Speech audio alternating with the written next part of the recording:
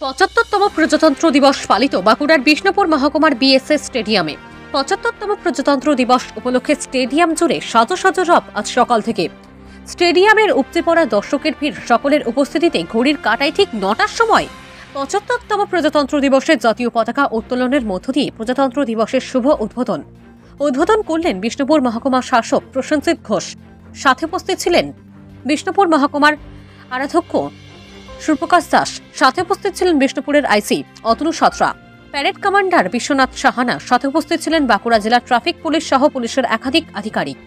ভারতের জাতীয় সঙ্গীতের পাশাপাশি ৩ রাউন্ড গানফায়ার করা হয়, তারপরেই চলে প্যারেড শেষে একাধিক ব্লকের ট্যাবল প্রদর্শনী করা হয়। অভিবাদন বহল করেন বিষ্ণুপুর মহকুমা শাসক ও মহকুমার পুলিশ আধিকারিক।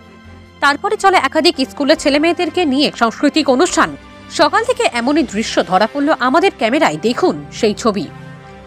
আজকের দিনের এই দিনটিকে স্মরণীয় করে রাখতে বিষ্ণুপুর মহকুমা শাসক কি অভিভাষণ দিলেন, চলুন শোনাবো আপনাদের।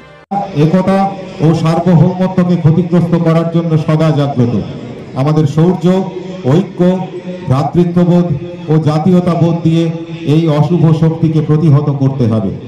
শুভ বুদ্ধি সম্পন্ন সকল মানুষের সম্মিলিত প্রচেষ্টায় দেশ এগিয়ে চলেছে। আসুন ভারতবর্ষের এই মহান দিনটিকে স্মরণে রেখে জনহিতকর কাজে নিজেদের নিয়োজিত করি। নিজের উপর ন্যস্ত দায়িত্ব সততা ও নিষ্ঠা সহ পালন করি, তবেই আমরা দেশের সেবায় নিজেদের নিয়োজিত করতে পারব।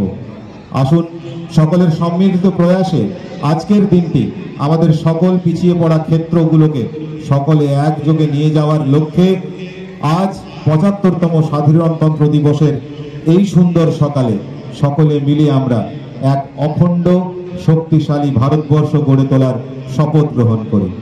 সবাইকে হার্দিক শুভেচ্ছা ও নমস্কার জানাই। জয় হিন্দ, বন্দে মাতরম।